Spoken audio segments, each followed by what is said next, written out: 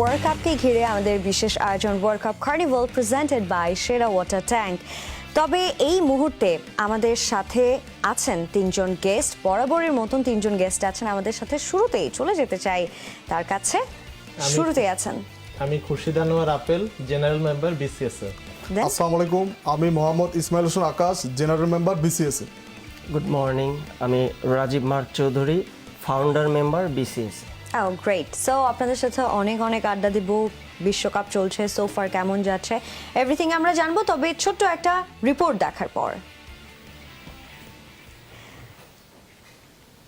যেমনটা বলছিলাম, world cup carnival তো শুরু হয়ে গেছে এবং আজকে বাংলাদেশের বিপক্ষে মাঠে নামবে দক্ষিণ আফ্রিকা। জয়ের ধারায় ফিরতে আজ মুম্বাইতে এই দুই দল লড়বে। প্রথমবারের মতো প্রেস কনফারেন্সে এসে সাকিব জানিয়েছেন বোলাররা ভালো করলে ম্যাচ জেতা সম্ভব। দাবি করেছেন খেলার জন্য তিনি ফিট আছেন, তাসকিন থাকছেন না এই ম্যাচে। এদিকে অতীত রেকর্ড মাথায় রেখে টাইগারদের চ্যালেঞ্জিং প্রতিপক্ষ বলছেন এইডেন মার্করাম। তবে দু দলের জন্যই কঠিন প্রতিপক্ষ হতে পারে প্রচণ্ড গরম আবহাওয়া। ওয়াংখেড়েতে ম্যাচটি শুরু হবে দুপুর 2:30টায়। তাহমিদ আহমেদের রিপোর্ট।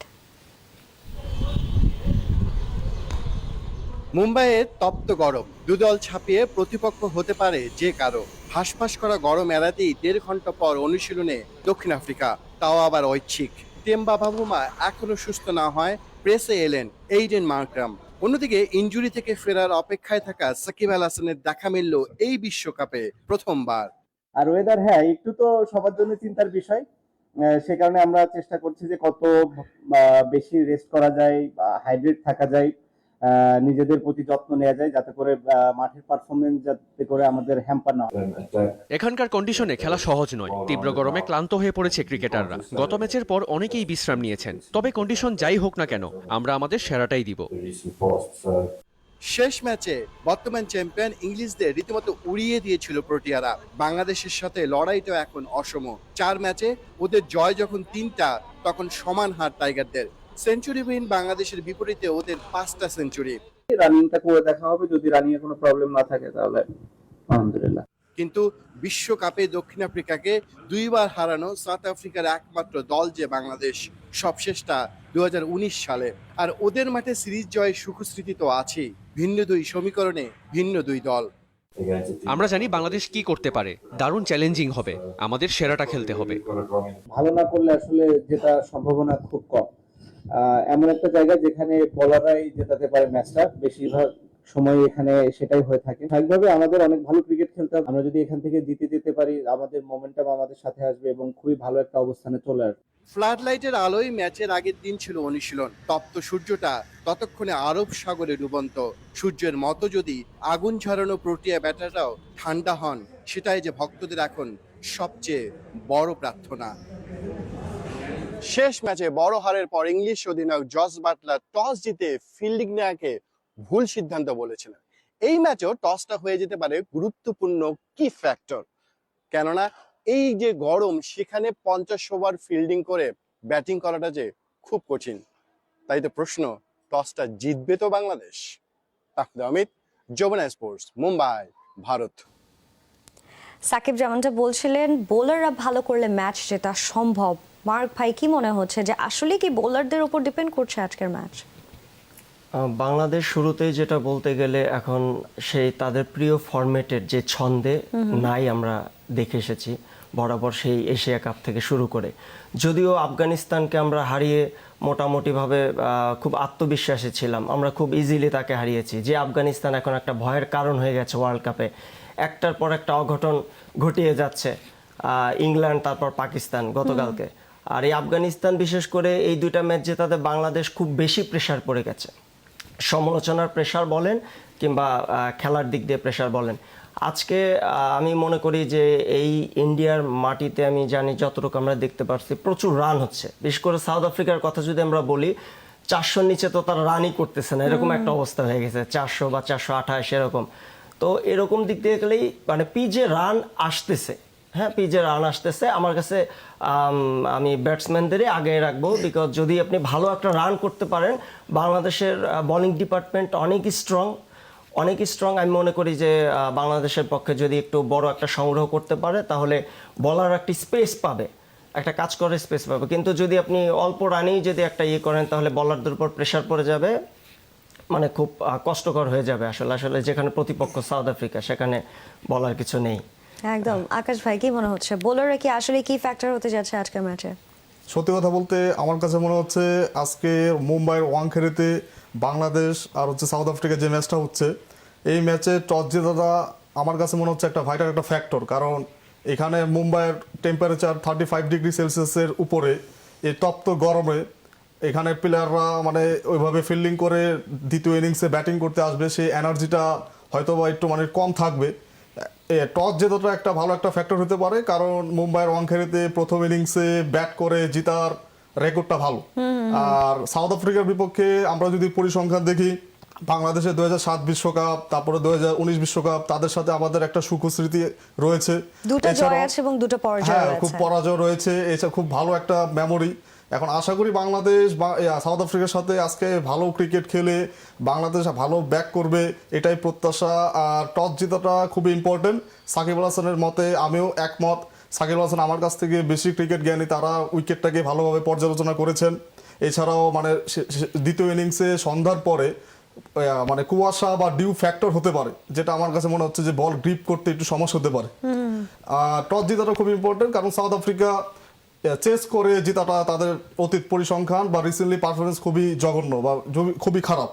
কারণ এখন রিসেন্টলি আপনি নেদারল্যান্ডের সাথে যে তারা চেস করতে যে তারা মানে তারা বিট হয়েছে নেদারল্যান্ডের সাথে, আর বাকি তিনটা স্কোর যে তিনটা দলের সাথে খেলেছে সবগুলো হচ্ছে হাই স্কোরিং ম্যাচ করেছিল তারা। আমাদের বলারদের উপর অবশ্যই বিশ্বাস আছে, তাসকিন নেই আনফরচুনেটলি, তারপরও বাকিরা সবাই ভালো খেলবে। বাংলাদেশ ক্রিকেটকে মানে শুরুর দিকে ম্যাচের দিকে নতুন বলে উইকেট নিয়ে বাংলাদেশকে ম্যাচে ফেরাবে, এমনটাই প্রত্যাশা করতেছি। একদম। আপেল ভাই, what's your thought on this? হ্যাঁ, আমার মনে হয় আজকে যারা টসে জিতবে আমার মনে হয় তারা কিছুটা এগিয়ে থাকবে, কারণ আমরা জানতে পারছি যে মুম্বাইয়ে প্রচন্ড গরম এবং যারা প্রথম ফিল্ডিং করবে সেখানে কিন্তু মানে ফিল্ডিং করতে 50 ওভার ফিল্ডিং করা অনেক কষ্টকর হয়ে যাবে। সেহেতু আমার মনে হয় যদি আমরা ব্যাটিং পাই কিছুটা সুবিধা পাবো, তবে টস তো কারো হাতে নেই, তা আমাদের চেষ্টা করতে হবে। তবে বাংলাদেশের জন্য কিন্তু এটা একটা প্লাস পয়েন্টও হতে পারে। এই ওয়েদারে কিন্তু বাংলাদেশ অভ্যস্ত খেলে, অভ্যস্ত, জি, এবং লাস্ট মান্থে আমরা যেটা দেখেছিলাম 38, 39, 40 ডিগ্রি পর্যন্ত হয়েছিল। সো কি মনে হয়, এটা তো একটু অ্যাডভান্টেজও হতে পারে? হ্যাঁ, হতে পারে, এটাও অ্যাডভান্টেজও হতে পারে। তবে আমরা দেখেছি গত ম্যাচে ইংল্যান্ডের সাথে, ইংল্যান্ডের মতো টিম 122 রানে অল আউট হয়ে গিয়েছে, যেটা মানে কেউ আশা করেনি। আমার মনে হয় ওই দিন মানে তারা প্রথম ফিল্ডিং করায় অনেক ক্লান্ত হয়ে গিয়েছিল, মানে ওইটাই হয়তো তাদের ব্যাটিং এ কাল প্রভাব হয়ে ফেলেছিল। দাঁড়িয়েছে। ফিটনেস নিয়ে কথা বলছিলেন সাকিব আল হাসান, তিনি কি আসলে তার কথা তো রেখেছেন ঠিকঠাক মতন? যেমনটা ওয়ার্ল্ড কাপের আগে বলেছিলেন যে ইনজুরি নিয়ে খেলা মানে দলের সাথে চিট করা। এই বিষয়টা কিভাবে দেখছেন আপনি? আসলে সবার প্রথম যেটা বলতে গেলে সাকিবকে ইন্ডিয়ার সাথে অনেক দরকার ছিল আমাদের। আসলে সাকিব বসেছিল, এটা বাংলাদেশের ভক্তদের কাছে একদমই কোনো দিক দিয়ে ভালো লাগেনি। কিন্তু আসলে সাকিব দলে থাকা মানে হলো দুইটা খেলোয়াড় থাকা, দুইটা প্লেয়ার, একজন বোলার একজন ব্যাটসম্যান, মানে তার অল্টারনেটিভ অপরিহার্য। মানে তার মানে এটা আমরা ডুপ্লিকেট কোনো কল্পনা করতে পারি না যে বিকল্প কোনো একটা, মানে উনি এরকম একটা মানের প্লেয়ার, পুরো ওয়ার্ল্ড জানে সাকিব কি। যদিও যাওয়ার আগে একটা বেশ প্রেশার নিয়ে গেছেন উনি, তামিম ইস্যুতে অনেক বড় একটা প্রেশার নিয়ে উনি গেছেন, একটা প্রেশারে ছিলেন। ও তারপরে উনি নিজের থেকে ইন্ডিয়ার ম্যাচে বসেছিলেন ইনজুরিতে, যেহেতু ইস্যুটা আগেই ছিল যে ইনজুরি নিয়ে, ওইদিকে তার খুব নজর ছিল, যাই হোক সে বসেছিল। তো আজকে ফিটনেস নিয়ে আসলে সাকিবের মতো প্লেয়ারদের যে কথা বলতে গেলে তাদের আসলে ফিটনেস খুব একটা দরকার হয় না আমার কাছে মনে হয়। তারা অল টাইম প্রস্তুত থাকে দলের জন্য, দেশের জন্য এবং ক্রিকেটের জন্য। আমি মনে করি যে আজকে সাকিব একটা অনেক বড় ভূমিকা পালন করবে। আর সাউথ আফ্রিকাকে আমরা আগেও হারিয়েছি বারংবার, তাদের দেশে গিয়েও আমরা সিরিজ জিতেছি। ইভেন এখন যদিও সাউথ আফ্রিকার ফুল একটা অন্যরকম খেলার ধরন দেখতেছি আমরা, তারা প্রচুর ভালো ফর্মে আছে বিশেষ করে। কিন্তু ওয়েদারের কথা যেটা একটু আগে বললেন, এটা আসলে অনেক বড়, যে ক্লাসিং কিন্তু লাস্ট ম্যাচে কিন্তু আমার কাছে মনে হচ্ছে এই ওয়েদারটা খুব এফেক্ট করেছিল তাকে, মানে সে মানে রান করতে পারতেছিল, মানে মারতেছিল, বাট প্রতিবার মেরে মেরে কিন্তু ক্লান্ত হয়ে যাচ্ছিল। মানে আমার কাছে মনে হচ্ছে যে ওয়েদারটাও বাংলাদেশের খুব একটা কাজে লাগবে, এই নিজেদের ওয়েদার মানে একই পরিচিত ওয়েদার। আর যে সাউথ আফ্রিকার যে ফিটনেস নিয়ে আমি অত চিন্তিত না, আমার কাছে মনে হয় বাংলাদেশের এখন পারফরমেন্সটা দরকার। আমি ফিটনেস নিয়ে একদম চিন্তা, বাংলাদেশের সবাই মুখিয়ে আছে তাদের সেরাটা দেওয়ার জন্য, এবং আমি মনে করি এবং বিশ্বাস করি যে বাংলাদেশের সেই ক্ষমতা আছে, মানে সেই তাদের অ্যাবিলিটি আছে আবার ফিরে আসা, কামব্যাক করার। আপনি যদি একটু দেখেন যে আমরা কাদের সাথে হেরেছি, নিউজিল্যান্ডের সাথে, ইন্ডিয়ার সাথে, বা যে ইংল্যান্ড, এরা সবাই কিন্তু খুব বড় বড় মানে বিশ্বকাপের দাবিদার। বিশেষ করে নিউজিল্যান্ড এবং ইন্ডিয়া, তারা কিন্তু এখন পর্যন্ত মানে এই একটা ম্যাচ হেরেছে নিউজিল্যান্ড, এছাড়া কিন্তু কেউ হারেনি, অপরাজিত ছিল। তো সেদিক থেকে এখন আমাদের সাথে যাদের খেলা আছে সামনে, যেমন হলো গিয়ে যে নেদারল্যান্ড রয়েছে, বা আজকে সাউথ আফ্রিকা রয়েছে, শ্রীলঙ্কা রয়েছে, এদেরকে আমরা বারংবার হারিয়েছি এবং সে হারানোর ক্ষমতা আমাদের আছে। এবং আমি বিশ্বাস করি আজকে বাংলাদেশ কামব্যাক করবে এবং তাদের সেই আসল সেই নিজের মহিমায় সেই স্বরূপে ফিরবে, এবং আজকে আমরা সেই সাউথ আফ্রিকা বধ দিয়ে শুরু করবো আমাদের আবার ফিরে আসার এই কামব্যাকটা। কি মনে হচ্ছে আকাশ ভাই? আমার কাছে মনে হচ্ছে ইনশাল্লাহ আজকে বাংলাদেশ ক্রিকেট টিম ভালো ক্রিকেট খেলবে। ফিটনেস কোনো ইস্যু হতে যাচ্ছে না? ফিটনেস কিছু ইস্যু হতেও যাচ্ছে বলতে, সাকিব আল হাসানের ক্ষেত্রে, সাকিব আল হাসান খুবই চ্যাম্পিয়ন প্লেয়ার, তার ফিটনেস ও বিশেষ করে তার ম্যাচের আগের দিন প্র্যাকটিস না করলেও সে ম্যাচে পারফর্ম করবে, এটাও এতটুকু বিশ্বাস করি। আর ফিটনেস নিয়ে সাকিব আল হাসান, এখন দেখেন আপনার এই পৃথিবীতে যত প্লেয়ার আছে কেউ কিন্তু আপনার 100% ফিট না। আপনার কেউ হয়তো বা 99% ফিট থাকলে তাকে আপনি 100% বলতে পারবেন না। মানে এখানে ফিটনেসের একটা স্কিলের একটা ঘাটতি আমি মনে করি না সাকিব আল হাসানের রয়েছে, যেহেতু সে মানসিকভাবে প্রিপারেশন নিয়ে আসতেছে। বা এখন ইনশাল্লাহ আমি আশা করি বাংলাদেশ ক্রিকেট টিম আজকে সাউথ আফ্রিকার সাথে নতুন করে বিশ্বকাপ শুরু করবে। একদম। কি মনে হচ্ছে অ্যাপল ভাই? আমার মনে হয় যে আমরা সাধারণত দেখি যে বাংলাদেশ যখন দেওয়ালে পিঠ থেকে যায় সেখান থেকে সেই ভালো খেলে, ঘুরে দাঁড়ায়। তো আমি আজকেও আশা করছি যে সাউথ আফ্রিকার সাথে বাংলাদেশ ভালো করবে, কারণ সাউথ আফ্রিকার সাথে আমাদের রিসেন্ট পারফরমেন্স ভালো, এবং 2007 এবং 2019 বিশ্বকাপে আমরা দুইবার সাউথ আফ্রিকার সাথে জিতেছি। আমার মনে হয় সেখান থেকে আমাদের মনে হয় যে অনেক কিছু নেওয়ার আছে, এবং আজকে সাকিব আল হাসান ফিরবে, এটা টিমের জন্য অনেক বড় বুস্ট আপ। কারণ সাকিব আল হাসান একাই দুইজন খেলোয়াড়ের কাজ করেন, একজন বোলিং হিসেবে, ব্যাটিং হিসেবে। এবং আমার আশা আজকে সাকিব আল হাসান তার পারফরমেন্স দিয়ে আমাদেরকে মুগ্ধ করবে। এক্স্যাক্টলি। মিরাজের ব্যাটিং নিয়েও কিন্তু কথা বলেছেন অনেকে, অনেক ধরনের কন্ট্রোভার্সিয়াল কথাবার্তা বলছেন মিরাজের ব্যাটিং পজিশন নিয়ে। সো এই বিষয়টা কি আপনি কিভাবে দেখছেন, যে বারবার একটা প্লেয়ারকে উপরে নিচে নামানো, এবং সাকিব তো বলেছেন আবারও যদি প্রয়োজন পড়ে মিরাজকে তিনি ওপেনার হিসেবে মাঠে নামাবেন, কি মনে হয়? দেখেন, আমাদের একটা সমস্যা হয়েছে যে আমরা দুইজন ওপেনার নিয়ে গিয়েছি মাত্র, আর কোনো অপশনও তো নেই, আর কোনো অপশনও ছিল না। মানে কিন্তু ওই কারণেই দেখা যাচ্ছে আমাদেরকে মিরাজকে মেকশিফট ওপেনার হিসেবে উপরে নামাতে হচ্ছে। তবে আমার মনে হয় যে মিরাজ ওপেনিং এ যখন খেলতেছে একদম খারাপ খেলছে না, সে কিন্তু ভালোই খেলছে, মোটামুটি 10-15 ওভার 20 ওভার সে উইকেটে কাটিয়ে দিচ্ছে, সেটা কিন্তু দলের জন্য মোটামুটি ভালো উপকারী হচ্ছে। আমার মনে হয় যে মিরাজকে ওপেনিং এ ব্যবহার করাই যায়, আমি কোনো সমস্যা দেখি না এখানে।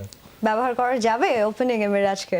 এখানে একটা পয়েন্ট আছে, ওপেনিং এ মেকশিফট ওপেনার হিসেবে আপনি একটা ম্যাচে ট্রাই করতে পারেন। এখন যারা পার্মানেন্ট ওপেনার টিমে থাকবে তাদের একটা রোল থাকবে। মিরাজ, মেহেদী হাসান মিরাজ অবশ্যই খুবই ভালো একটা প্লেয়ার, মানে ব্যাটিং, বোলিং, ফিল্ডিং সবখানেই তার অবদান, টিমের প্রতি 100% ডেডিকেশন রয়েছে। এখন একটা প্লেয়ারের যখন আপনি পজিশন প্রতি ম্যাচে চেঞ্জ করবেন, যার ফলে আপনার প্লেয়ারটার কিন্তু মানে একটু মানসিকভাবে সে একটু পিছিয়ে পড়বে, যে তার পজিশন, আপনি আপনার পজিশনে অবশ্যই আপনি আপনার পজিশনে স্বাচ্ছন্দ্য বোধ করবেন। এখন আমার কাছে মনে হচ্ছে আফগানিস্তানের সাথে এশিয়া কাপে মিরাজকে আমরা ট্রাই করেছি, ওইটাতে মিরাজ সাকসেস হয়েছে। এখন এটা যদি সাকসেস না হতো তখন কিন্তু উল্টো কথা শুরু হয়ে যেত। এখন আমার কাছে মনে হচ্ছে যে মেহেদী হাসান মিরাজকে ওপরের দিকে না খেলিয়ে নিচের দিকে খেলানোটাই বেটার, কারণ সব টিমের এগেনস্টে মিরাজ কিন্তু আপনার স্পিন অ্যাটাকের বিপক্ষে মুজিব, রাশি তাদের বিপক্ষে কিন্তু ভালো, মানে আমার কাছে মনে হচ্ছে। আর অন্যান্য টিমের পেস বোলাররা খুব ফাস্ট বোলার, যেমন সাউথ আফ্রিকার সাথে যদি আজকে দেখি কাগিসো রাবাদা, লুঙ্গি এনগেডি, তারা কিন্তু খুব জোরের উপর প্রেশারের উপর বল করে থাকে। এশিয়া কাপে আমরা দেখেছি মিরাজকে মানে ফাস্ট বোলারের এগেনস্টে সে সাফল করতে আমরা দেখেছি, মানে স্ট্রাগল করতে দেখেছি, মানে শুরুতে উইকেট দিয়ে আসা। মিরাজকে আমি ওপেনার হিসেবে ওইভাবে চিন্তা করি না, কারণ আপনার এখনকার বাংলাদেশের যে পরিস্থিতি, আমাদের অবশ্যই মানে যে দুইটা ওপেনার আছে তাদের উপর ভরসা রাখতে হবে, এছাড়া কোনো উপায় নেই। একদম। মার্ক ভাই, একজন তো বলছে ওপেনার হিসেবে খেলানো যায়, সাকিবের সাথে একমত, আরেকজন একমত নন, আপনার মতামতটা কি? আমার মতামত হলো গিয়ে যে একটা প্লেয়ার তাকে অবশ্যই এক জায়গায় আপনাকে সেট করতে হবে। হ্যাঁ, মিরাজ নিঃসন্দেহে ভালো খেলোয়াড়, সে বারংবার প্রমাণ দিয়েছে, তাকে যে ডাউনে খেলিয়েছেন দেশের জন্য তিনি দিয়েছেন, করেছেন, কিন্তু তারপরও তো মানে একটা জায়গায় তাকে সেট করতে হবে। আপনি যদি প্রতি সময় তাকে এরকম যদি টানা হেঁচড়া করেন তাহলে তার পারফরমেন্সেও কিন্তু এটা ব্যাঘাত ঘটে। আমি বলবো যে তাকে একটা জায়গায় সেট করুক। আর আমার বিশেষভাবে যে বিষয় সেটা হলো মাহমুদুল্লাহ রিয়াদকে একটু আগে খেলতে হবে, কারণ তিনি এখন ছন্দে আছেন, রান পাচ্ছেন। কিন্তু তিনি চাইলেই তো হচ্ছে না বিষয়টা। না, টিম আমি জানি ম্যানেজমেন্টকে চাইতে টিম হবে, ম্যানেজমেন্ট ক্যাপ্টেনকে আছে, চাইতে আমি হবে। জানি, কিন্তু আমি ম্যানেজমেন্টকে মানে ম্যানেজমেন্টের উপর সম্মান রেখেই বলছি, তারা অবশ্যই আমাদের চেয়ে ভালো বোঝেন, জানেন। তাদের কাছে একটা রিকোয়েস্ট যে মাহমুদুল্লাহ রিয়াদ যেহেতু রান পাচ্ছেন তাকে একটু আগায় নিয়ে আসা উচিত। আর হলো গিয়ে যে মিরাজকে আমার মনে হয় আগে যে পজিশনে খেলতো আমার মনে হয় ওই পজিশনটাই সে ভালো, কারণ বাংলাদেশে আমরা জানি একটা ভালো ধারাবাহিকতা থেকে হঠাৎ 2-3টা আর্লি উইকেট পড়ে গেলে কিন্তু ধরার কেউ থাকে না। এখনো মুশফিক আমরা জানি মিস্টার ডিফেন্ডেবল, কিন্তু উনিও কিন্তু এখন পর্যন্ত ওইভাবে নিজেকে, সে ভালো খেলছে, অবশ্যই ভালো খেলছে, কিন্তু তার মতো মানে যে মুশফিকের থেকে আমরা যে আশাটা করি, বিশেষ করে বাংলাদেশের প্রিয় ফরম্যাট, আজকে তো এই যে 5 পাণ্ডবের তো নাই, 2 পাণ্ডব নাই, এখন 3 পাণ্ডবের উপর দল চলছে। এখন সেখানে এই মাহমুদুল্লাহ রিয়াদ নিজেকে প্রমাণ করে যাচ্ছে, বাট এই যে মুশফিকুর রহিম সে কিন্তু এখন পর্যন্ত মানে যে মানের প্লেয়ার আমরা তার থেকে যা আশা করি বা দলের প্রয়োজনে এখন পর্যন্ত তাকে ওইভাবে আমরা দেখতেছি না। আর মিরাজের যে বিষয়টা বললেন, আমার মনে হয় মিরাজকে একটা সুইটেবল একটা ডাউনে খেলানো উচিত, মানে সে যেটা স্বাচ্ছন্দ্য বোধ করে তার মতো করে বা দলের প্রয়োজনে।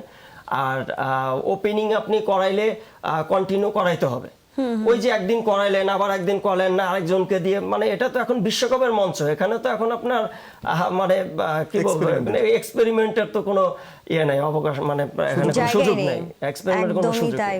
আকাশ ভাই, আপনার কাছে কি মনে হচ্ছে? মাহমুদুল্লাহ ভালো খেলছে, সাকিব আল হাসানও এটা স্বীকার করেছেন, তারপরে কেন ওই যে মুশফিককে নিয়েও কথা বলছিলেন মার্ক ভাই, সো এই দুইটা প্লেয়ার এত ভালো করছে টিমের জন্য, সো তাদেরকে উপরের দিকে খেলানোর কোনো চিন্তা ভাবনা কেন করছে না টিম ম্যানেজমেন্ট?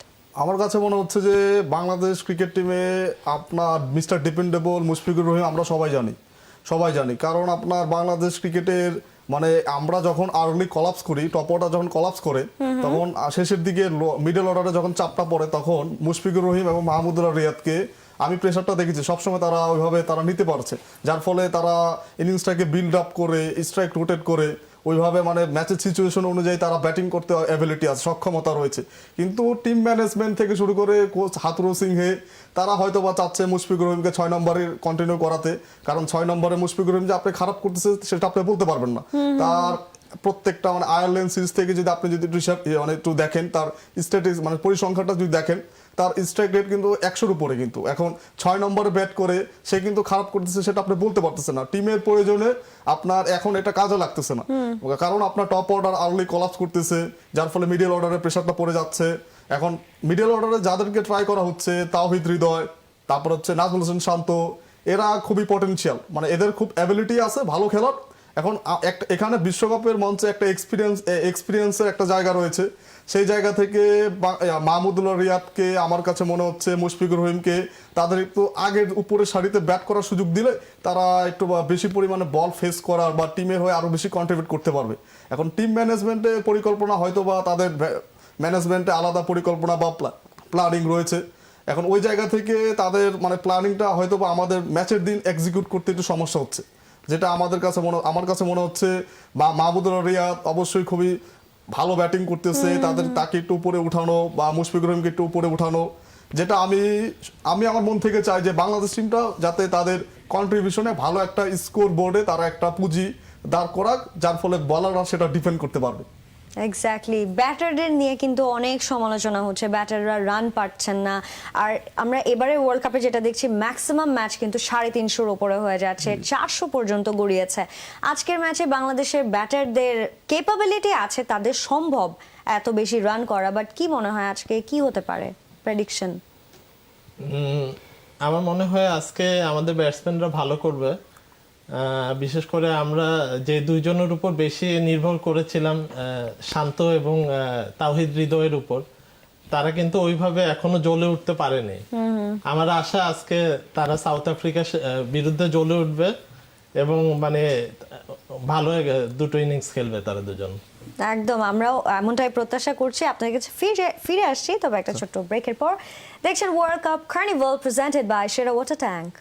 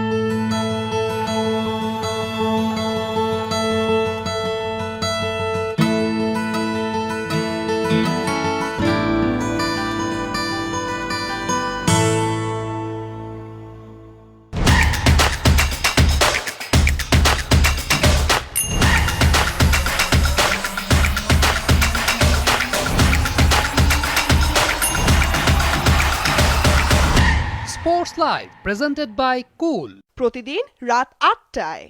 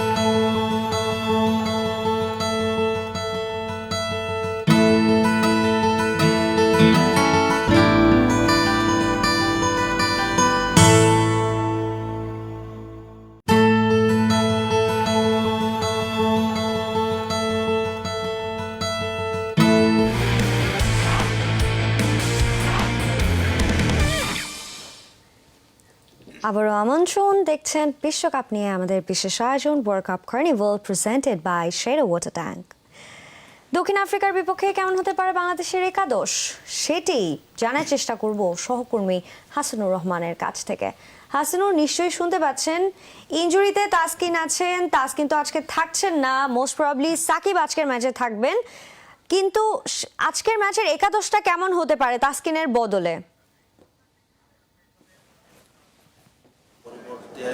যেভাবে ছিল সেভাবেই হওয়ার কথা। হাসান মাহমুদ ছিল, তবে আমার মনে হয় উইকেট কন্ডিশন এখন নাই, যেটা আমরা শুনেছি যে ক্যাপ্টেন সাকিব হাসান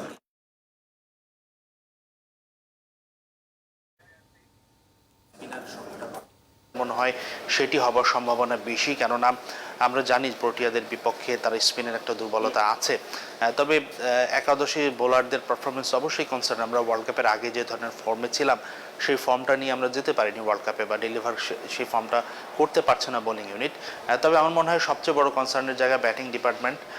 মুম্বাইয়ের আগের ম্যাচে আমরা দেখেছি প্রোটিয়ারা কত রান করেছে, অর্থাৎ এখানে আপনাকে অ্যাটলিস্ট 300 রান করতেই হবে বা 320-30 রান করতেই হবে। তো সাউথ আফ্রিকার যে ব্যাটারদের ফর্ম সেইটা বিবেচনা করলে মিনিমাম এই পুঁজিটা আপনার বোলারদেরকে দিতে হবে, যদি আগে ব্যাটিং করে থাকে বাংলাদেশ। পরে ব্যাটিং করলেও সেই মেন্টালিটি থাকতে হবে, সেই প্রস্তুতি থাকতে হবে যে আপনাকে 3 শতাধিক রানের বেশি চেস করতে হবে। তো আমার মনে হয় সেই জায়গাটা একটা কনসার্নের বিষয়। আর সাকিব আল হাসান যদি ফেরেন, আমার মনে হয় স্ট্রাইক রেটের জায়গাটা আর একটু ভালো হবে। গত ম্যাচে আমার মনে হয় সাকিব যদি থাকতেন, তিনি যদি আর 30টা রানও করতে পারতেন, 30-40টা রানও করতে পারতেন, আমার মনে হয় আরেকটু লড়াই হতো, আরেকটু ভালো পুঁজি পেত বাংলাদেশ দল। তো আমার মনে হয় সেই জায়গাটাতে কনসার্ন, যেটা একাদশ নিয়ে আপনি বলেছিলেন, আমার মনে হয় 3 পেসারের জায়গায় 2 পেসার হওয়ার সম্ভাবনা আছে।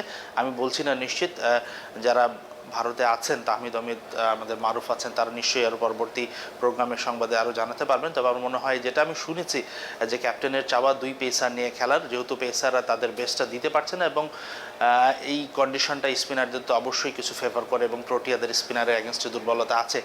সেই ক্ষেত্রে আপনি যদি দেখেন সাকিব আল হাসান ফিল্ডে তিনি থাকছেন, মেহেদী হাসান মিরাজ তো থাকছেন, তিনি অলমোস্ট অটোমেটিক চয়েস। সেই সঙ্গে নাসুম কিংবা শেখ মেহেদী, সেটা প্রতিপক্ষ ব্যাটারদের দুর্বলতা বিবেচনায় একজনকে খেলানোর সিদ্ধান্ত নিতে পারে। অবশ্যই বাংলাদেশ ব্যাটিং অর্ডারটাও স্ট্রেংথটা কমাতে চাইবে না, অর্থাৎ 3 পেসার কমলে একজন বাড়তি স্পিনার অ্যাকোমোডেট করা সম্ভব হবে। হাসানুর, অনেক ধন্যবাদ। আমরা তো শুনলাম আমাদের সহকর্মীর কাছ থেকে স্পিনারদের ক্ষেত্রে মোকাবেলা করতে গেলে সাউথ আফ্রিকার বেশ কিছু দুর্বলতা কাজ করে, যেমনটা আমরা শুনছিলাম। কি মনে হয় বাড়তি কোন স্পিনারকে নেবে দল? আমার মনে হয় আজকে বাংলাদেশ হয়তো একটা স্পিনার বেশি নিতে পারে, হয়তো 2 জন পেসার নিয়ে নামবে, যেহেতু আমরা সাউথ আফ্রিকান ব্যাটসম্যানরা যে স্পিনে একটু দুর্বল, এটা আমরা দেখেছি। তো আমার মনে হয় যে হয়তো 3 স্পিনার 2 পেসার নিয়ে বাংলাদেশ আজকে খেলতে নামবে। ওকে, কি মনে হয় একাদশ কেমন হতে পারে? Any prediction? একাদশ আমার কাছে মনে হচ্ছে যে সাকিব আল হাসান তো আজকে তো অধিনায়ক হিসেবে তো আপনার তো খেলবে, এটা তো নিশ্চিত। কার জায়গায় খেলবে, মানে গত ম্যাচে প্রিভিয়াস ম্যাচে আপনার ইন্ডিয়ার সাথে নাসুম খেলানো হয়েছিল সাকিব আল হাসানের রিপ্লেসমেন্ট হিসেবে, না বদলি হিসেবে। এখন আমার কাছে মনে হচ্ছে যে আপনার নাসুমকে ড্রপ করা হবে, আর একটা পেসার হয়তো বা সাকিব আল হাসান কোচ অ্যানাল ডোনাল্ডের সাথেও সে মানে আলোচনা করেছেন এই বিষয়ে, যে মুম্বাইয়ের ওয়াংখেড়ে উইকেটে যেহেতু এখানে পেসারদের এখানে যেহেতু একটা ব্যাটিং স্বর্গ, আমরা কিভাবে ব্যাটসম্যানকে কিভাবে অল্প রানে কিভাবে আটকাতে পারবো ওই প্ল্যানিংটা রাখতে হবে।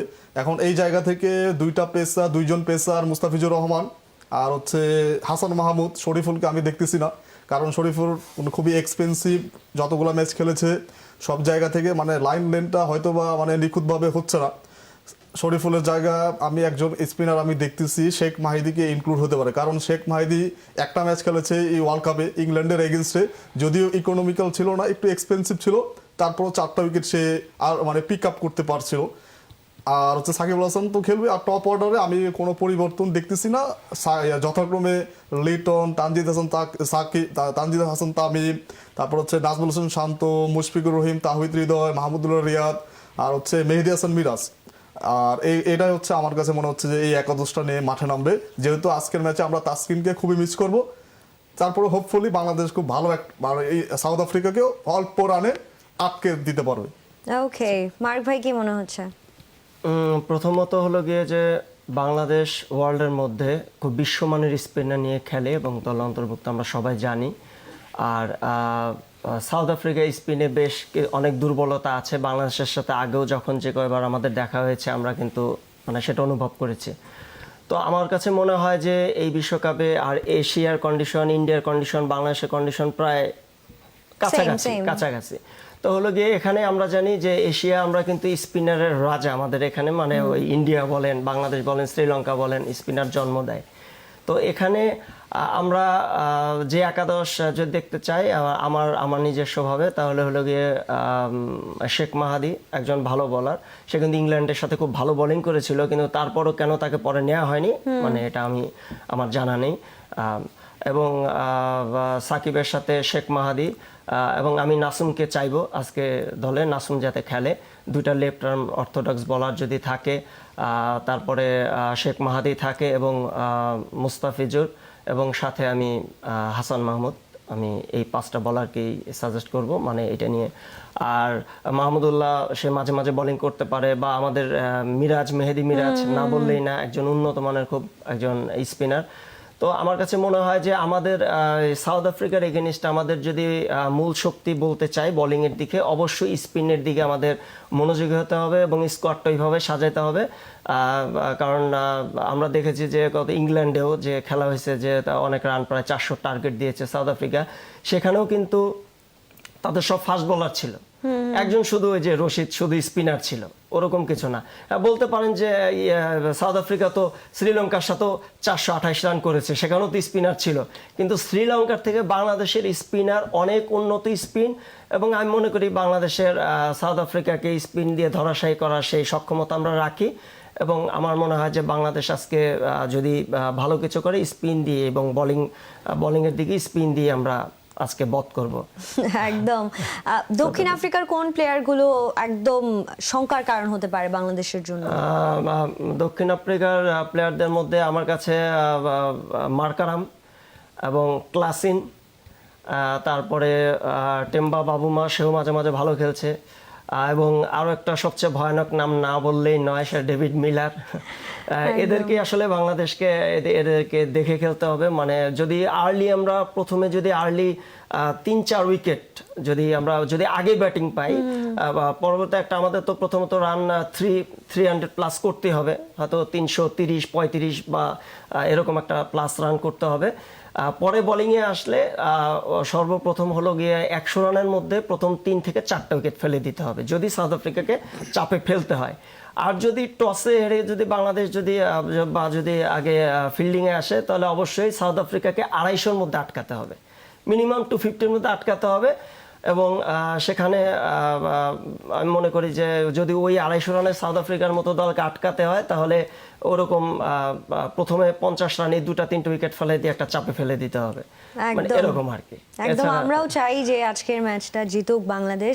এনিওয়েজ, কোন প্লেয়ারগুলো একদম ডেঞ্জারাস হতে পারে বাংলাদেশের জন্য? বাংলাদেশের জন্য আমার কাছে মনে হচ্ছে যে সাউথ আফ্রিকার টপ অর্ডারটা খুবই আক্রমণাত্মক হতে পারে। যেমন আপনার ওপেনিং এ তাদের রয়েছে কুইন্টন ডিকক, তারপরে রয়েছে ভ্যান্ডার ডাসেন, তারপর হচ্ছে এইডেন মার্করাম, তারপর হচ্ছে নিচের দিকে যেমন আপনার এনরিক ক্লাসেন, খুবই মানে এগ্রেসিভ ব্যাটিং করতেছে, স্ট্রাইক রেট 150 প্লাস। শেষের দিকে মার্কো ইয়ানসেন খুবই ভালো ব্যাটিং করলো, আপনার গত ম্যাচে 47 বলে 75 একটা স্কোর করেছিল। মানে 6 নম্বরে আপনার ভ্যান্ডার ডাসেনের সাথে তারপর হচ্ছে ক্লাসেনের সাথে খুবই তারা মানে একটা জুটি করে ওইভাবে স্কোর দাঁড় করাতে পারছিল। আমার কাছে মনে হচ্ছে যে টপ অর্ডাররা কুইন্টন ডিকক, তারপর ভ্যান্ডার ডাসেন, এরা খুবই মারাত্মক হতে পারে। হোপফুলি দ্যাট বাংলাদেশের কাছে বলারদের কাছে এক্সপেকটেশনের জায়গা থেকে আমি বিশ্বাস করি, মনে রাখি তারা তাদেরকে নিজেদের দিনে তাদেরকে মানে খুব আর্লিভাবে প্যাভিলিয়নে, বিশেষ করে পাওয়ার প্লেতে 2টা বা 3টা উইকেট ফেলবে, এটাই প্রত্যাশা, এটাই মানে ইচ্ছা করতেছি। নিশ্চয়ই আমরা আজকেও বোলারদের জাদু দেখতে পারবো, ঘুরে দাঁড়াবে বাংলাদেশ। আপেল ভাই, আপনার কাছে কি মনে হচ্ছে? আমার মনে হচ্ছে যে আমাদের বোলাররা আজকে শুরুতেই 2-3টি উইকেট ফেলে সাউথ আফ্রিকাকে চাপে ফেলতে পারবে। যদিও সাউথ আফ্রিকার ব্যাটিং লাইন আপে মানে সবাই বেশ ভালো ফর্মে আছেন, তবুও মানে এটা ক্রিকেট খেলা, কোন দিন কি হবে এটা বলা যাবে না আগে থেকে। অলরেডি আমরা অনেকগুলো আপসেট আমরা দেখেছি। তো আমি আশা করব যে বাংলাদেশের বোলাররা শুরুতেই ওদের প্রথম 2-3টা উইকেট নিয়ে অল্প রানের মধ্যে নিয়ে চাপে ফেলতে পারবে ওদেরকে। একদমই। আবারও ফিরে আসছি, আরো অনেক কথা আছে আপনাদের সাথে, আরো অনেক আড্ডা দেব। সো চলে যাবো ছোট্ট একটা ব্রেকে। দেখছেন World cup carnival presented by সেরা ওয়াটার ট্যাঙ্ক।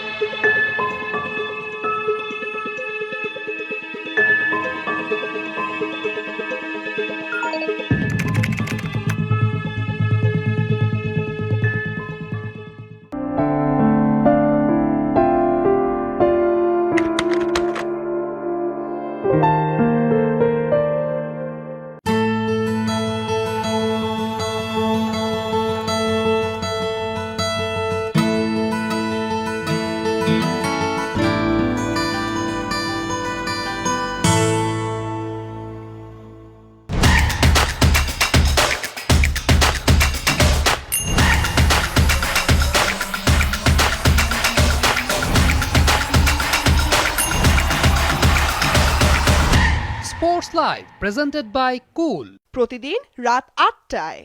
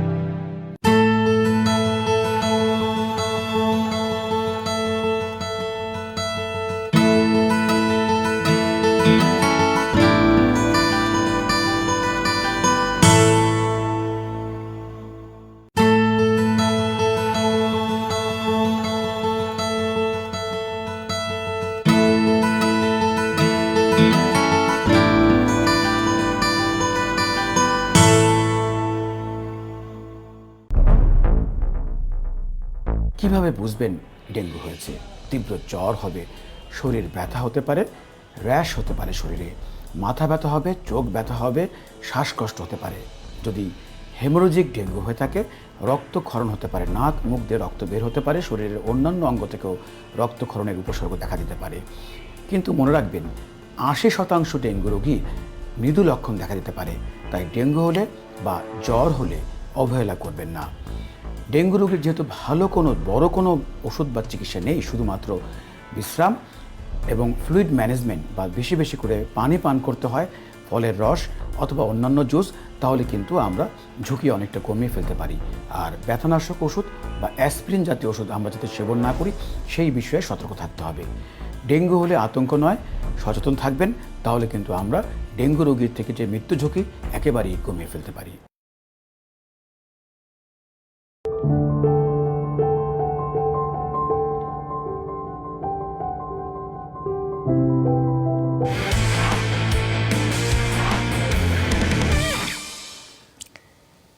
আবার আমন্ত্রণ, আপনারা দেখছেন বিশ্বকাপ নিয়ে আমাদের বিশেষ আয়োজন world cup carnival presented by সেরা ওয়াটার ট্যাঙ্ক। 3 জন গেস্ট আছেন আমাদের সাথে, ক্রিকেট ফ্যান যারা বিসিএস এর মেম্বার। সো বিসিএস নিয়ে আপনার সাথে এর আগেও কথা হয়েছে, আপনি এখানে এসেছিলেন। তারপরও বিসিএস এর বাইরে পার্সোনালি আপনার কি করা হয়? আমি এক্সিম ব্যাংক লিমিটেডে আছে, মতিঝিল শাখায়। আপনি? আমি স্টুডেন্ট, ঢাকা বিশ্ববিদ্যালয়ে অনার্স 4th ইয়ারে পদার্থবিজ্ঞান ডিপার্টমেন্টে রয়েছে। আপনি কোথায় আছেন? আমি স্কয়ার হসপিটালে জব করছি মেডিকেল প্রফেশনে। আমি ক্যাথ ল্যাবে আছি, ক্যাথ ল্যাব অ্যাসিস্ট্যান্ট হিসেবে প্রায় দীর্ঘ 14 ইয়ার্স রানিং। ও গ্রেট। এই সব কিছুর বাইরে, কাজের বাইরে যখন ক্রিকেটটা নিয়ে থাকেন তখন ক্রিকেট দেখার সময় হয় ওভাবে, নাকি হাইলাইটস দেখে এই সময় পার করতে হয়? সত্যি কথা বলতে আমি আমার পাশে যে দুই ভাইরা আছে তারা আমার থেকে খুব প্রফেশনালিজম, তারা আরও বেশি ব্যস্ত থাকে। স্টুডেন্টের জায়গা থেকে হয়তো আমি মিনিমাইজ করে খেলাগুলো আমি ওইভাবে সময় সুযোগ বের করে আমি দেখতে পারি। লাইভ খেলাগুলো মানে হাইলাইটস দেখতে হয় না। এখন যেহেতু ফোনে পকেটে স্মার্টফোনের মাধ্যমেই ট্রফিতে তারপরে যে কোনো অ্যাপসের মাধ্যমে খুব ইজিলি যেখানে সেখানে আপনি লাইভ খেলা দেখতে পারবেন। আর ওই জায়গা থেকে আমার কাছে মানে ভাইয়েরা খুব ব্যস্ততার ভিতর থেকেও তারা যে এখানে ক্রিকেট ফ্যান নিয়ে যে পড়ে থাকে, এটাই আমি অবাক হয়ে যাই। সত্যি কথা বলতে তারা এত সময় কিভাবে মিনিমাইজ করে মানে এখানে সময় দিতে পারে। বা আমাদের যে প্রাণের সংগঠন বিসিএসএ, এটা সম্পূর্ণ বলতে গেলে একটা আপনার অরাজনৈতিক প্রতিষ্ঠান, যেখানে আমাদের সমাজ কল্যাণ মন্ত্রণালয় থেকে আমাদেরকে ওইভাবে অনুমোদন দেওয়া হয়েছে। এটাতে একটা অলাভজনক প্রতিষ্ঠান। এখানে আমরা যারা ক্রিকেট ফ্যান, যারা ক্রিকেটকে ভালোবাসি, মানে ছোট বড় থেকে শুরু করে মানে এই যে একটা বিগেস্ট একটা প্ল্যাটফর্ম ফ্যানদের জন্য, মানে এই বিসিএস এর কারণে সত্যি কথা বলতে এই ভাইদের সাথে পরিচয়, এটাই অনেক বেশি পাওয়া আমার কাছে মনে হয়। আর ক্রিকেটটা দেখা হয়, খেলাধুলা করতাম ছোটবেলায় পড়ালেখার ফাঁকে, বা ধরেন কোথাও জব করি বা টিউশনি করি বা মানে স্টুডেন্ট পড়ানোর ফাঁকে ফাঁকে খেলাধুলাটা একটু লাইভ দেখা হয়। মানে বিসিএস এর সাথে যাত্রাটা কবে থেকে শুরু হয়েছে? বিসিএস এর সাথে যাত্রাটা আমার 2019 ওয়ার্ল্ড কাপ থেকে আজকে প্রায় 5 বছর হয়ে যাচ্ছে। মানে বিসিএস এর সাথে যাত্রাটা আমি যখন ছোটবেলা থেকে মানে যখন ওই সময়টা পেতাম মানে খেলা দেখার, তখন আমি দেখতাম মানে মিরপুরের গ্যালারি হোক বা বিশ্বের যে প্রান্তে হোক, একটা ইউলো গ্যালারি মানে ইউলো ওয়েব মানে আমার চোখে ভেসে আসতো, বাবা এটা কারা। মানে যে কোনো খেলা মানে বাংলাদেশ ক্রিকেট টিমকে আপনি দেখেন, বাংলাদেশ আর হচ্ছে ভারত যদি ম্যাচ খেলা হয়, তাদের একটা মানে ওই যে পুনে স্টেডিয়ামে নীল সমুদ্র সৈকত মানে আমরা দেখতে পেয়েছি, মানে সবার গায়ে হচ্ছে ইন্ডিয়ান টি শার্ট। এখন ওইখান থেকে আপনি স্পেসিফিকভাবে তাদেরকে মানে ওইভাবে আইডেন্টিফাই করতে পারবেন না। আর বিসিএস এ আমাদের ইউলো টি শার্টটাই আমাদেরকে ওইভাবে আমাদেরকে সবার বিশ্বের কাছে তুলে ধরেছে। আইসিসি থেকেও আমাদের ইনভাইটেশন আসে, খুবই আলহামদুলিল্লাহ শুকরিয়া। বিসিএস আইসিসি আমরাই প্রথম ক্রিকেট বিশ্ব যে ফ্যান সাপোর্টার যে আইসিসির সদর দপ্তর আমরা ভিজিট করতে পেরেছি। বাহ, ইনভাইটেশনটা আইসিসি থেকে আমাদেরকে আমন্ত্রণ জানানো হয়েছিল। এছাড়াও বিভিন্ন ধরনের খেলাধুলা থেকে শুরু করে এই যে ওয়ার্ল্ড কাপ দিয়ে চলতেছে, আমরা প্রথম আমাদের 2টা গ্রুপ ধর্মশালা পার্টে, ইভেন আমি ধর্মশালা থেকে খেলা দেখে আসছি, 2টা খেলা আমি মাঠে বসে দেখেছি, আফগানিস্তানের এগেনস্টে আর হচ্ছে ইংল্যান্ডের এগেনস্টে। বিসিএস এর সাথে জার্নিটা আনন্দদায়ক, খুবই সত্যি কথা বলতে খুবই এনজয়েবল। একদম। মার্ক ভাই, যাত্রাটা কবে থেকে শুরু হয়েছে? যাত্রাটা তো সেই ফাউন্ডিং থেকে শুরু, তাহলে 10 সাল থেকে। তো আমি 13 থেকে আর কি আমরা এটা সংগঠনটা আমরা তৈরি করি।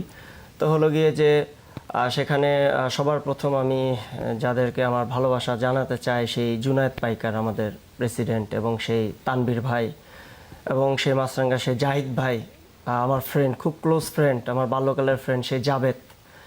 তো এই যে মানে আমার শ্রদ্ধেভাজন এই ভালোবাসার মানুষগুলো আর কি, মানে আমি মনে করি যে আমার মতো, মানে আমি এতটা বড় না, মানে এত বড় মাপের মানুষ না যে এরকম বড় বড় মানুষের সাথে আর কি কাজ করবার সুযোগ পেয়েছি বা তাদের সাথে মিশবার সুযোগ পেয়েছি, এতটুকু জায়গা করে দিয়েছে ওনারা। আমি আসলে তাদের কাছে বিসিএসের পক্ষ থেকে এবং খুব চিরকৃতজ্ঞ। আসলে কি ছোটবেলা থেকে ক্রিকেটকে খুব ভালোবাসতাম। আমার বাবার একটা এনজিও ছিল আমার বাবার, তো অনেক বিদেশি বা অনেক বাইরের ফরেনারদের সাথে তার অনেক ভালো সম্পর্ক ছিল। তো রিচার্ড ফিলিপস নামে একজন আমার বাবার ফ্রেন্ড ছিলেন, অস্ট্রেলিয়ান। তো যখন অস্ট্রেলিয়া ফার্স্ট বিশ্বকাপ নিল তখন তিনি মিষ্টি মুখ করালেন, খুব খুশি সে। যখন সেকেন্ড টাইম বিশ্বকাপ নিল তখন তিনি ওই মিষ্টি খাওয়ালেন। এখন যখন থার্ড টাইম যখন বিশ্বকাপ নিল, হ্যাটট্রিক শিরোপা, তখন বলছে এবার তার মিষ্টিতে হবে না। এখন আমার জন্মলগ্ন থেকে আমি মণিপুর স্কুলের ওই এলাকায় আর কি, ওখানেই জন্মলগ্ন থেকে আমি বড়, প্রায় 32 ইয়ার্স। তো খেলাধুলা নিয়ে ব্যস্ত থাকতাম। মণিপুর স্কুলের মাঠে বলেন, সে এখন বর্তমান আউটডোর স্টেডিয়াম, যেটা এখন মানে স্টেডিয়ামের একটা পার্ট হয়ে গেছে, এখানে বিকল্প মাঠ, মানে আশেপাশে এমন কোনো মাঠ নেই যে আমার পাড়া পড়ে নাই। ভালো খেলতাম। তো ওই যে তখন আমার ইচ্ছা ছিল যে আপনি কোন পজিশনে খেলতেন? আমি আসলে অফ স্পিন বলটা আমার খুব, আর মিডিয়াম ফাস্ট করতাম, অফ স্পিন বল মিডিয়াম ফাস্ট করতাম। আর বলতে পারেন ওই মিরাজের মতো আর কি, যে ডাউনে দিবেন সে ডাউনে। ওপেনিংও করেছি, ফার্স্ট সেকেন্ড থার্ড লোয়ারেও নেমেছি, মানে যখন দলের প্রয়োজন যখন। তো হলো গিয়ে যে এরকমভাবে খেলাধুলায় ছিলাম। তো ওই যে ওই রিচার্ড ফিলিপসকে বললাম যে এখন আমাকে আমার একটা ক্লাবের মতো করতে চাই, মণিপুর ইয়াং বয়েজ ক্লাব, একটা ক্রিকেট ক্লাবের মতো ছোটখাটো একটা ক্লাব। তো আমার এর জন্য স্পন্সর করতে হবে, যেহেতু আপনি আপনার হ্যাটট্রিক শিরোপা জিতছেন, এখন স্পন্সর করতে হবে। তা উনি তো খুব খুশি, উনি নিজে মার্কেটে নিয়ে গেল, নিয়ে গিয়ে সেখানে আমাদের মানে পুরো একটা ক্লাবের জন্য যা লাগে, নেট থেকে শুরু করে একবার ইন টোটালি সব, এবং ন্যাশনাল বাংলা হাই স্কুলের মাঠে আমরা প্র্যাকটিসও করেছি অনেক। কিন্তু আসলে কাজের ব্যস্ততায় বা ওই যে স্টুডেন্ট ছন্ন ছাড়া ভাবে যেভাবে শেষ হয়ে যায়, এভাবে আর ওইটা কন্টিনিউ করা হয়নি, ওইভাবে হয় না ওইভাবে। আর ওই প্রফেশনে যে এখন ঢুকেছে, আমি আমার মানে লাইফের দুইটা পার্ট, মানে আমি এমন একটা জায়গায় আছি, মানে ক্যাথল্যাব মানে তো জানেন, হয়তো অনেকেই জানেন না। ক্যাথল্যাব হলো যে হার্টে যে আপনার স্ট্যান্টিং করা হয় বা প্রেসমেকার করা হয়, পিটিএমসি করা হয়, সাধারণ এনজিওগ্রামগুলো করা হয়, সিএজি। তো ওই জায়গাটায় আছি, মানে অনেক লং টাইম অনেক বড় বড় মানুষদের সাথে কাজ করছি, লট অফ মেডিকেল এক্সপিরিয়েন্স। তো হলো গিয়ে যে এই কাজটাকে তো আমি খুব ভালোবাসি, কিন্তু এই ক্রিকেট যেহেতু ছোটবেলা আমার একটা অঙ্গ, মানে আমি বলতে পারেন 50-50। আমার জবটাকে আমি যেরকম ভালোবাসি, ক্রিকেটটাকে আমি সেরকম ভালোবাসি। তো হলো গিয়ে যে এই দুটো পার্ট নিয়ে আমার লাইফ। একদম।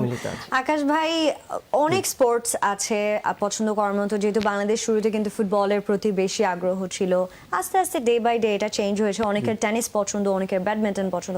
Y cricket? কি এমন ছিল ক্রিকেটে যে ক্রিকেটটা এত বেশি অ্যাট্রাক্ট করেছে? সত্যি কথা বলতে ক্রিকেটটা হচ্ছে আমাদের ইমোশন। আমরা বাঙালিরা ছোটবেলা থেকে যখন বড় হতে শিখেছি, আমাদের ক্রিকেটটাই ছিল আমাদের ফুটবল। এখন সত্যি কথা বলতে আমাদের Bangladesh football federation, Bangladesh football টিমটা খুবই ভালো একটু ইমপ্রুভ করতেছে। ওয়ার্ল্ড কাপ কোয়ালিফায়ারে আপনার এএফসি আপনার সেকেন্ড রাউন্ডে আপনার কোয়ালিফাই করে ফেলেছে, যার ফলে খুবই ভালো লাগতেছে। সত্যি কথা বলতে দিন শেষে ক্রিকেট হোক বা ফুটবল হোক বা যে কোনো স্পোর্টস ইভেন্ট হোক না কেন, যখন মাঠে যখন দেখি বাংলাদেশের পতাকা রিপ্রেজেন্ট করতেছে, এটাই গর্বে মানে বুকটা ভরে যায়। বাংলাদেশ ক্রিকেটের যে ভালোবাসি, ক্রিকেটটার প্রতি সম্মান রেখে সবসময় অন্যান্য স্পোর্টসগুলোও দেখা হয়। বাংলাদেশ ফুটবলটা এখন একটু দেখা হচ্ছে, যেহেতু ছেলেরা ভালো খেলতেছে। আর ক্রিকেটটা কেন বেছে নিলাম, ক্রিকেটটা ছোটবেলা থেকে ক্রিকেটটা আমরা বেশি পছন্দ করতাম। কারণ মাঠে ঘাটে বা যখন স্টুডেন্ট ছিলাম, স্কুলে ছিলাম, স্কুলের ফাঁকে বা পড়ালেখার ফাঁকে তখন মাঠে দৌড়ে যেতাম। মানে ক্রিকেটটা হচ্ছে মানে আমাদের একটা আবেগ, একটা ইমোশন। মানে এটা খারাপ করলেও আছি, ভালো করলে ভালো করার থেকে খারাপ করার জায়গা থেকে খারাপ করার দিকে প্লেয়ারদের সাথে বা বাংলাদেশ টিমের সাথে থাকাটা আমি মানে জরুরি মনে করি। মানে ভালো সময় তো সবাই থাকে, খারাপ সময় কে পাশে থাকে? একদম।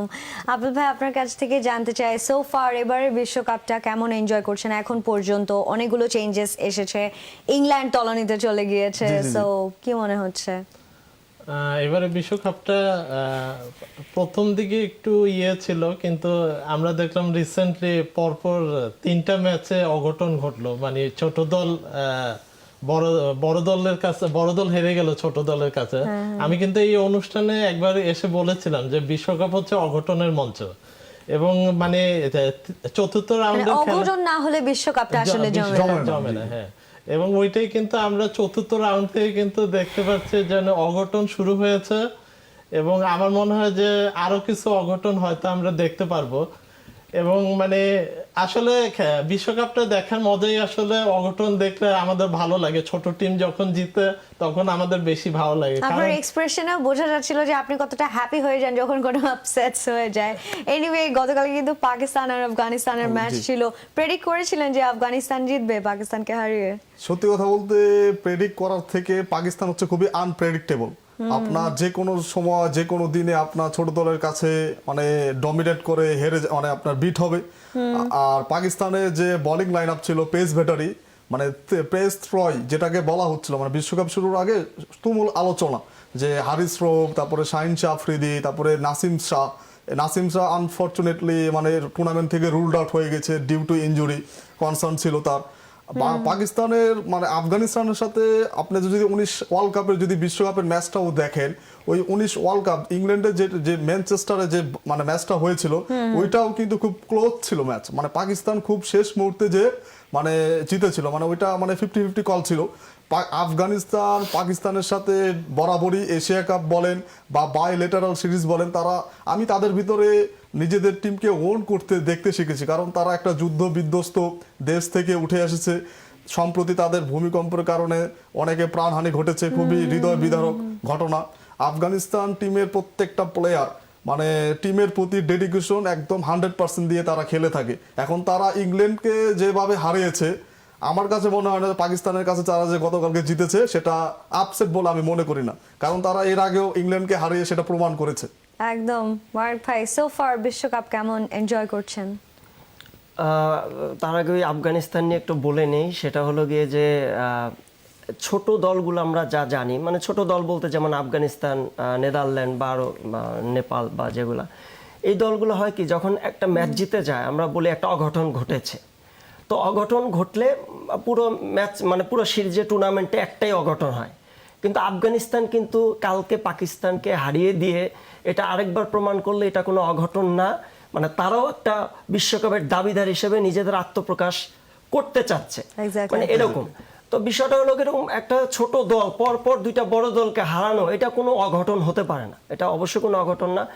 এবং তারা ভালো খেলতেছে, তাদের অবশ্যই বাহবা দিতে হবে। এখন বলা যাবে না আফগানিস্তান যেভাবে ঘুরে দাঁড়িয়েছে, এখন যে কোনো বড় দল হোক আর ছোট দল হোক, আফগানিস্তানের নেক্সট যে খেলাগুলো আছে তারা অনেক সতর্কভাবে এবং আফগানিস্তানকে মোটামুটি একটা সম্মান দিয়েই খেলতে নামবে মাঠে, এরকম একটা সিচুয়েশন। একদম। আর ছোট্ট করে একটু জানতে চাই যে বিশ্বকাপটা কেমন লাগছে, কেমন এনজয় করছেন? বিশ্বকাপ শুরুর দিকে অতটা মানে জমে ওঠেনি আমার কাছে, যেটা মনে হলো যে অতটা, যেহেতু ইন্ডিয়া প্রথম মানে খেলাটা খেলে নাই, মাঠে ওরকম দর্শকও ছিল না, মানে উদ্বোধনী অনুষ্ঠানটা এভাবে হয় নাই, আমরা জানি একটু মাঠে কিছুটা মিসিং ছিল আনন্দটা।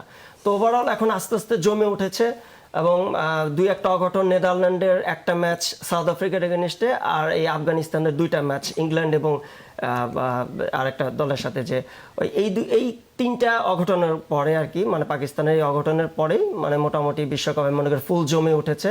এখন বলা যাবে না কে কি হবে, কারণ অস্ট্রেলিয়া একটা বড় দাবিদার ছিল, তার ছিটকে পড়ার একটা সম্ভাবনা, ইংল্যান্ডের একটা ছিটকে পড়ার সম্ভাবনা, ইভেন পাকিস্তানেরও একটা ছিটকে পড়ার সম্ভাবনা, এবং আগে যাচ্ছে ছোট দলগুলা। বাংলাদেশ যদি আজকে আমাদের খুব একটা এই জয়টা খুব দরকার, তাহলে আরেকটা যদি আমরা আরেক ধাপ এগোতে পারি তাহলে বলা যেতে পারে আসলে কোন দল কি করবে, মানে এটা একটা বলা অনিশ্চয়তা হয়ে যাবে আর কি, মানে এরকম একটা অবস্থায় রয়েছে বর্তমান বিশ্বকাপ।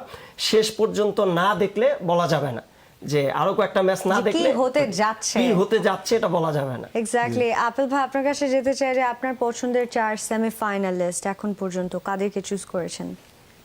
আমার মনে হয় যে 4টা টিম হতে পারে: Bharat, New Zealand, South Africa, Australia. Okay, so মানে ওয়ার্ল্ড কাপ প্রেডিকশন মানে সেমিফাইনালিস্ট 4 টিম, টপ 4 আপনার পছন্দের, আপনি কাদেরকে এক্সপেক্ট করছেন যে তারাই যাবে? আমার কাছে যেটা এক্সপেকটেশন মনে হচ্ছে, এখন পর্যন্ত টুর্নামেন্টে একদম ভালোভাবে রেসে সেমিফাইনালে টিকে রয়েছে ইন্ডিয়া ডেফিনেটলি, কারণ তারা একটি ম্যাচও হারেনি, তাদের নেট রান রেটটাও খুবই ভালো মানের পর্যায়ে চলে গেছে, দ্বিতীয়ত হচ্ছে আপনার নিউজিল্যান্ড কিউরা, মানে ব্ল্যাক ক্যাপরা বরাবরই আপনি দেখবেন 2015 ওয়ার্ল্ড কাপ বলেন বা 19 ওয়ার্ল্ড কাপ বলেন, তারা কিন্তু ব্যাক টু ব্যাক ফাইনালিস্ট। তারা কিন্তু ওয়ার্ল্ড কাপে সেমিফাইনাল অ্যাটলিস্ট তারা প্রত্যেকটা ইভেন্টে তারা খেলে থাকে। একদম ছোট্ট করে জানতে চাই, একদমই সময়টা শেষ, কোন 4 দল আপনার ফেভারিট সেমির জন্য? সেমির জন্য নিউজিল্যান্ড, ইন্ডিয়া গিয়ে বসে আছে। এখন বাংলাদেশ থার্ড পজিশনে আছে। আমি এখনো আত্মবিশ্বাসী বাংলাদেশ কামব্যাক করবে। আর ফোর্থ যদি ধরি তাহলে অস্ট্রেলিয়া। ওকে, সাউথ আফ্রিকাকে না রেখে আপনি অস্ট্রেলিয়া? সাউথ আফ্রিকাকে আমরা বারংবার রেখেছি, কিন্তু একটা সময় গিয়ে তারা মিসিং হয় সব সময়। এর জন্য আমি এবার ওই সাহস করে সাউথ আফ্রিকার নামটা বলতে পারতেছি না। এই কারণ থেকে পারফরমেন্স ভালো আছে, বাট কোথায় গিয়ে তারা আটকে যাবে ওই জায়গাটা হলো মানে দেখার সময়। কিন্তু এখন পর্যন্ত সাউথ আফ্রিকা বেস্ট আছে, কিন্তু বললাম না বিকজ তাদের যাওয়ার সম্ভাবনা বলা যায় না। অস্ট্রেলিয়া কামব্যাক করে ফিরেও আসতে পারে, কিন্তু আপনি যেটা বললেন অবশ্যই সাউথ আফ্রিকার যাওয়ার চান্স আছে যদি এবার কোনো থ্যাংক ইউ সো মাচ। সময়টা এখানেই শেষ হয়ে গেছে, অনেক ভালো লাগলো। Thank you everyone. দর্শক, আজকের মতো শেষ করছি world cup carnival presented by সেরা ওয়াটার ট্যাঙ্ক।